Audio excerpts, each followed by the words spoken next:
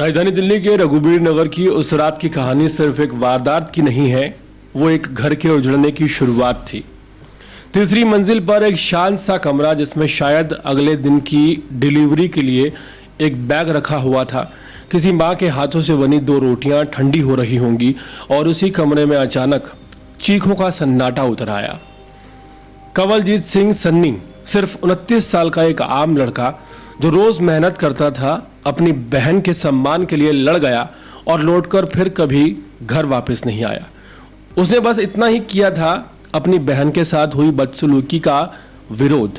पर क्या अब इज्जत की रक्षा करना बहन की एक सजा बन गया है?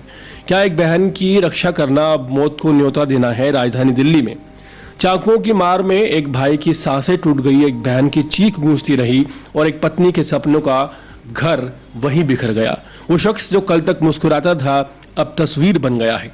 बीच बचाव करने आए पड़ोसी कमल कुमार भी घायल हैं, क्योंकि अब अच्छाई की कीमत सिर्फ जख्म नहीं, जिंदगी भी बन गई है।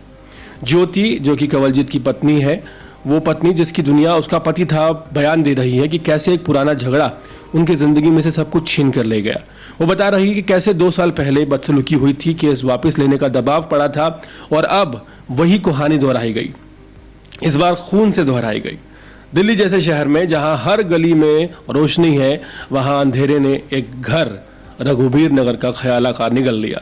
इस घटना ने एक सवाल छोड़ दिया है कि अगर एक बहन की इज्जत के लिए लड़ने पर किसी को खून उसका बहा दिया जाएगा तो फिर हम किस समाज में जी रहे हैं, ये सोचने का सवाल है। ये केवल हत्या नहीं थी, ये उस भरोसे का कत्ल था जो हर आम आदमी, नागरिक, पुलिस और कानून पर करता है। यह उस रिश्ते का कत्ल था जहां भाई अपनी बहन के लिए एक ढाल बनकर खड़ा रहता है। कंवलजीत अब नहीं रहा, लेकिन उसकी बहन की आंखों में हर दिन वो आखिरी मंजर जिंदा रहेगा। उसकी पत्नी की खामोशी में वो हर चीख गूंजती रहेगी जो उस रात किसी ने नहीं सुनी, परिवार वालों के अलावा।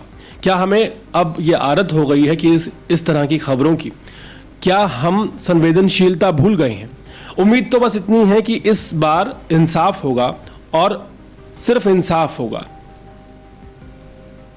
सबसे बड़ी बात यह है कि जिस तरह से रघुबीर नगर में एक भाई को मार दिया गया, जिसने ये बताया था कि 2 साल पहले उसका सिर फाड़ दिया गया था क्योंकि उसने अपनी बहन की बेइज्जती का विरोध किया था। और पुलिस क्या कहती है कि मामले को वापस ले लिया जाए। अगर पुलिस ने उस वक्त मामले को वापस लेने का दबाव ना बनाया होता और दिल्ली पुलिस के अधिकारियों ने उस वक्त एफआईआर दर्ज कर ली होती, तो कहना गलत ना होगा कि आज कंवलजीत हम लोगों के बीच जिंदा होता। रघुबीर नगर से पिछले 24 घंटे में डबल मर्डर की खबर सामने आई है जो वाकई हैरान करने वाली है। ये सवाल खड़े करती है कि आखिर दिल्ली के वेस्ट दिल्ली के इस इलाके में दिल्ली पुलिस के जो एसएचओ हैं और 2 यहाँ के आला अधिकारी हैं, वो किस तरह से कार्रवाई कर रहे हैं। आखिर क्यों सरकार बदलने के बाद भी राजधानी दिल्ली के रघुबीर नगर इलाके में एक ही दिन में डबल मर्डर हो जाता है। और एक जो यहाँ पर मर्डर हुआ है कंवलजीत का, वो इतना ज़्यादा दिल दहलाने वाला है कि अपराधियों को किसी का खौफ नहीं। जब पूरी फैमिली के साथ एक शख्स बैठा होता है तब वो घर के अंदर एंटर करते हैं और बाकायदा मारते हुए, चाकू लहराते हुए चले जाते हैं।